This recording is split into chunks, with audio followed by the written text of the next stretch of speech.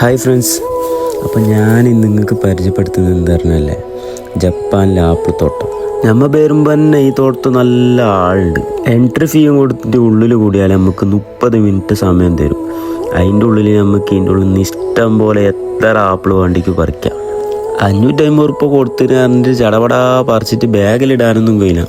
30 മിനിറ്റിൻ്റെ ഉള്ളിൽ നിങ്ങൾ ഇവിടുന്ന് തന്നെ തിന്നിട്ട് തീർക്കണം. ആടുന്ന് തന്നെ തിന്നുന്നല്ലാണ്ട് പുറത്തേക്ക് കൊണ്ടുപോകാൻ പാടില്ല. പുറത്തേക്ക് കൊണ്ടുപോകാനുള്ള ആപ്പിൾ ഒരു സെപ്പറേറ്റ് ബാഗിലാക്കിയിട്ട് അവിടെ വെച്ചിട്ടുണ്ടാവും. അതിന് പൈസ കൊടുത്തിട്ട് വാങ്ങിയിട്ട് കൊണ്ടുപോകും. പിന്നെയല്ലേ ഇവിടെ ഒരു വെറൈറ്റി ആപ്പിളൊന്നും അല്ല പോകും, കുറേ വെറൈറ്റി ആപ്പിളുണ്ട്. അവർ കയറുമ്പോൾ തന്നെ നമ്മൾ കാണുന്ന സാമ്പിളെല്ലാം തരും. അതിൻ്റെത് കാർന്ന് നമ്മൾ വലിയ ബമ്പലാക്കിയിട്ട് വന്നതാണ്. നമ്മൾ 8 ആപ്പിൾ തിന്നു, 5 ആപ്പിൾ തിന്നു എന്നെല്ലാം പറഞ്ഞിട്ട് വന്നതാണ്. എന്താക്കല്, 2 ആപ്പിൾ തിന്നുമ്പോൾ തന്നെ എല്ലാവരും വെള്ളക്കണ്ണ് ഇട്ടു. അതിന് ആപ്പിൾ കുറേ കഴിക്കാൻ കഴിഞ്ഞില്ലെങ്കിലും ഈ വന്ന ലൊക്കേഷന് മാത്രം ഭയങ്കര മജ്ജായിന്.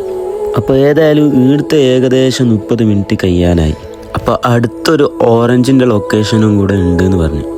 അപ്പോൾ നമ്മൾ ഇവിടുന്ന് പോലായി അടുത്ത ഓറഞ്ചിൻ്റെ ലൊക്കേഷന് പോകട്ടെ. എന്ത് കഥയാണ്. വീക്ക് ഓഫ് ആയാലും നമ്മളെ മെയിൻ പരിപാടി ഇതന്നെയാണ്, കറക്കം കറക്കം കറക്കം. അപ്പോൾ വീഡിയോ ഇഷ്ടമായാൽ ചാനലൊന്ന് സബ്സ്ക്രൈബ് ആക്കിയേരി, വീഡിയോക്ക് ഒരു ലൈക്കെല്ലാം ഇട്ടിട്ടൊന്ന് സപ്പോർട്ടാക്കിയേരി. അപ്പോൾ ഇൻഷാ അല്ലാ അടുത്ത വീഡിയോയിൽ കാണാം. അടുത്ത വീഡിയോയിൽ കാണുന്നവരെ ബൈ ബൈ. അരിഗാത്തോ ഗോസൈമാസ്.